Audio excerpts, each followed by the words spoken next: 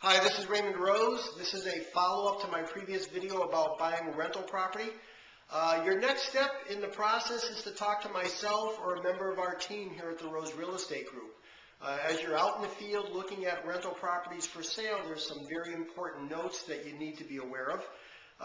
First of all, location, location, location. You know, everybody talks about that in real estate. But with rental property, in many cases, you might be buying a piece of real estate that's in a rental area, and you have to ask yourself, what's that area going to be like, 3 to 5 years from now?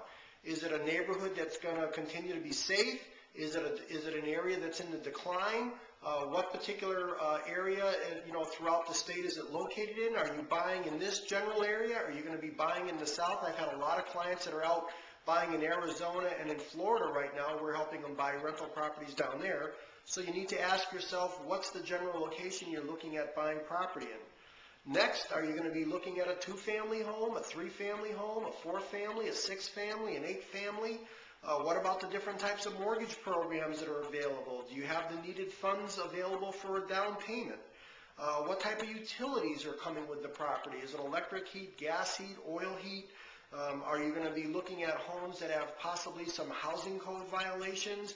A motivated seller that might be doesn't have the money to make the needed improvements to the property?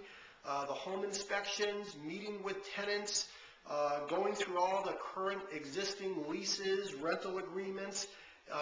Is the property that you're looking at buying vacant?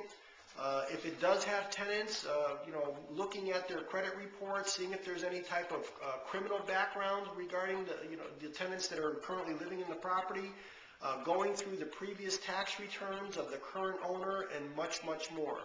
There's a lot to look at when you're considering the actual home itself.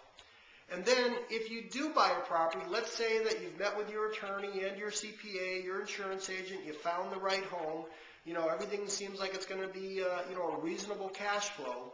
Last in this whole process is you need to ask, do you have the time in your schedule to maintain the property after you own it? Or are you going to be paying a contractor to do the various work?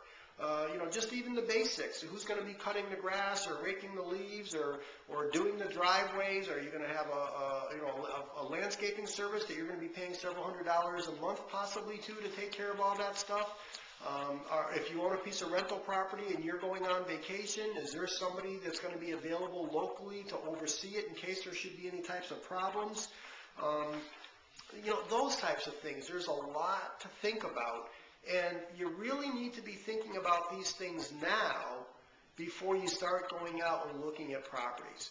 I always suggest to my clients, make a pro and con list of these areas and ask yourself, and if you're married or you're doing it with a business partner, clearly you need to get various points of view.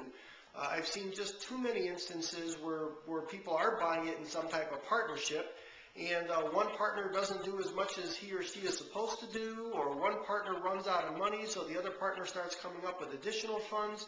A lot of those types of things to think about. So this is part 2 of the rental housing video. I will have one more with a recap of some final things that you need to be discussed, that you need to be thinking about. Until that time, if you have any additional questions, please feel comfortable to email me at RaymondRose@AOL.com or look in the top right-hand corner of this web page for more information. Thanks for watching.